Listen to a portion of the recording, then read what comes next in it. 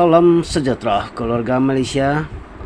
Info hari ini, ambulans boleh kena saman tak kalau suruh anda langgar lampu merah? Ini respon program dari segi undang-undang. Baru-baru ini kecoh apabila sebuah ambulans yang sedang dalam perjalanan mengambil pesakit melanggar sebuah kereta yang enggan berhenti di sebuah lampu isyarat. Akibatnya ambulans itu terbebas dan melanggar sekumpulan penunggang motosikal yang berhenti di lampu isyarat arah bertentangan. Jadi persoalannya sekarang, siapa yang salah sebenarnya? Kereta itu yang salah sebab tak beri laluan kepada ambulans, ataupun ambulans yang salah sebab tak berhenti masa lampu isyarat merah? Tulisan saya kali ini adalah bersandarkan undang-undang yang ada dan terpakai, termasuk merujuk kepada arahan Ketua Pengarah Kesihatan Malaysia dan sedikit pun tidak mengulas mengenai aspek moral dan kemasabaan undang-undang yang sedia ada. Sekedar perkongsian pandangan mengenai kejadian di Bukit Mertajam apabila seorang pemandu kereta tidak memberikan laluan kepada ambulans hingga menyebabkan berlaku rempuhan di tengah persimpangan. Pada kali ini saya ingin menulis mengenai hak ambulans ketika berada di persimpangan lampu isyarat, sama ada perlu berhenti menunggu lampu hijau atau boleh melanggar lampu isyarat merah. Begitu juga hak kita yang berada di hadapan ambulans, sama ada perlu meneruskan perjalanan dengan melanggar lampu isyarat merah untuk memberi laluan perjalanan kepada ambulans yang berada di belakang kita atau tidak. Tulisan saya kali ini adalah bersandarkan undang-undang yang ada dan terpakai, termasuk merujuk kepada arahan Ketua Pengarah Kesihatan Malaysia dan sedikit pun tidak mengulas mengenai aspek moral dan kemunasabaan undang-undang yang sedia ada. Jika sebahagian dari kita turut merasakan bahawa undang-undang yang sedia ada tidak munasabah, saya juga boleh bersetuju dengan pendapat tuan-puan sekalian. Persoalannya ialah, adakah boleh atau tidak ambulans melanggar isyarat lampu isyarat merah, terutama ketika trafik sibuk? Sebelum saya menulis, saya telah membuat kajian dan bacaan yang berkaitan dengan perkara ini. Tulisan ini dapat dilihat dari sudut negatif dan positif, namun biarpun negatif tetapi undang-undang tetap undang-undang, melainkan ianya dimansuhkan atau dipindah parlimen. Sebelum menulis, saya sudah menjangkakan soalan dan equipment pembaca antaranya. Takkan ambulans membawa pesakit jantung dan wanita bersalin perlu berhenti di lampu isyarat merah? Berapa banyak lampu isyarat kena berhenti? Lampu isyarat ini jika ditunggu bukan sekejap tapi lama. Coba fikir jika keluarga sendiri tenat dalam ambulans. Apa perasaan kita kalau diri sendiri nazak di dalam ambulans? Baru tahu susahnya jika ambulans lambat sampai ke hospital. Kalau lambat sampai ke hospital, pesakit akan mati dan lain-lain persoalan logik pada hukum akal. Persoalannya ialah, adakah boleh atau tidak ambulans melanggar isyarat lampu isyarat merah, terutama ketika trafik sibuk? Perlu diingat bahawa terdapat di mana pemandu kendaraan berada di dalam kereta yang berhawa dingin, tingkap bertutup rapat dan sedang mendengar radio dan musik. Banyak kejadian melibatkan kemalangan dan pertempuran di persimpangan lampu isyarat dengan ambulans telah berlaku. Mengikut undang-undang, sesebuah ambulans perlu berhenti di lampu isyarat merah. Setelah diteliti, sememangnya ada arahan daripada Kementerian Kesihatan mengarahkan pemandu-pemandu ambulans jika berada di persimpangan lampu isyarat melakukan perkara ini, yaitu tidak membunyikan siren kecemasan tetapi dibenarkan untuk menyalakan lampu kecemasan. Pemandu ambulans juga tidak boleh melanggar lampu isyarat merah dan tertakluk pada undang-undang lampu isyarat.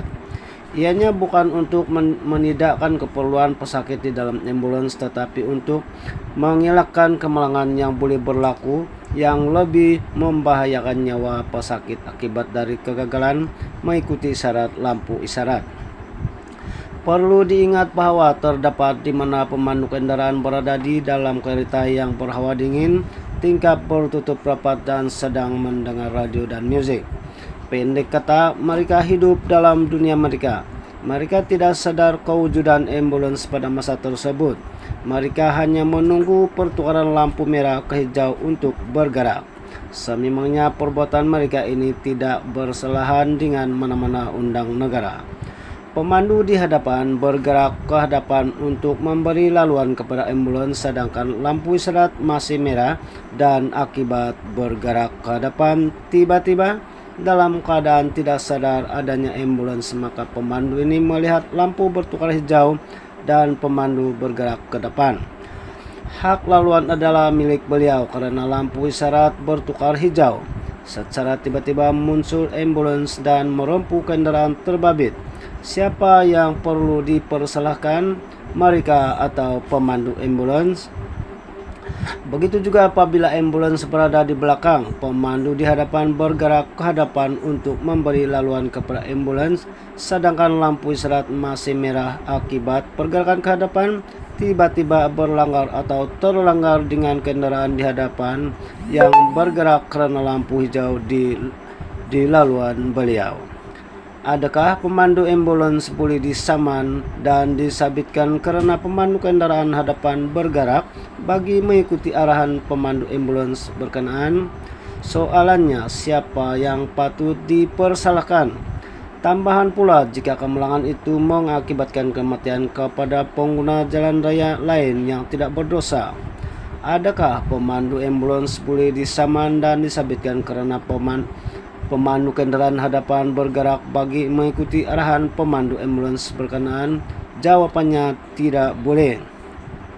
Bagaimana pula jika pengguna lain yang berada di persimpangan yang akan mengambil peluang menumpang, terutama jika ambulans hanya berada di sebelah mereka saja dan bukan di laluan ambulans atau di belakang mereka, itu dan seterusnya berlaku kemalangan?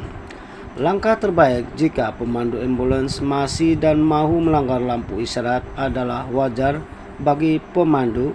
Siapa yang patut dipertanggungjawabkan? Perlu difikirkan juga bahwa ambulans membawa pesakit yang kritikal namun masih stabil sebelum bergerak ke hospital yang dituju untuk mendapat rawatan dan boleh mati akibat kemalangan yang tidak perlu dan dapat dielakkan. Jika pemandu ambulans boleh bersabar untuk menunggu lampu bertukar hijau, namun tindakan pemandu ambulans melanggar lampu isyarat bukan sahaja membahayakan diri dan nyawa beliau, pesakit dan pengguna jalan raya yang lain. Perlu juga diketahui, waris pesakit hanya dibenarkan menaiki ambulans mengiringi pesakit dengan kebenaran pegawai perubatan dengan mengisi borang, dan jika berlaku kecelakaan di dalam perjalanan, maka waris pesakit tidak boleh menuntut apa-apa ganti rugi dari kementerian. Begitu juga perlu difikirkan bahwa pesakit yang dalam ambulans mungkin mati dan mungkin hidup apabila dirawat di hospital. Namun jika berlaku pelanggaran dengan pemandu kendaraan yang sehat, sejahtera, dan normal, maka kematian mereka adalah pada logik akal adalah sia-sia karena mereka mampu hidup dan sehat walafiat jika tidak terbabit dalam kemalangan ini. Langkah terbaik jika pemandu ambulans masih dan mahu melanggar lampu isyarat adalah wajar bagi pemandu menghimpit dan bergerak kendaraan ke tepi dan beralih laluan kepada pemandu ambulans bergerak ke depan secara bersendirian dan bukan turut sama bergerak ke depan atau menumpang bagi melanggar lampu merah bersama ambulans tersebut. Pesakit tidak akan dibawa menaiki ambulans untuk dirujuk ke hospital lain sebelum distabilkan. Sebagai tambahan, pesakit tidak akan dibawa menaiki ambulans untuk dirujuk ke hospital lain sebelum distabilkan atau berada di dalam keadaan stabil terlebih dahulu. Ini bermaksud pesakit masih boleh menunggu lampu isyarat bertukar hijau sebelum meneruskan perjalanan ke hospital yang dirujuk. Semoga maklumat ini memberi sedikit maklumat dan input kepada kita jika berhadapan situasi begini, dan tepuk dada tanya selera. Sekian info hari ini. Terima kasih.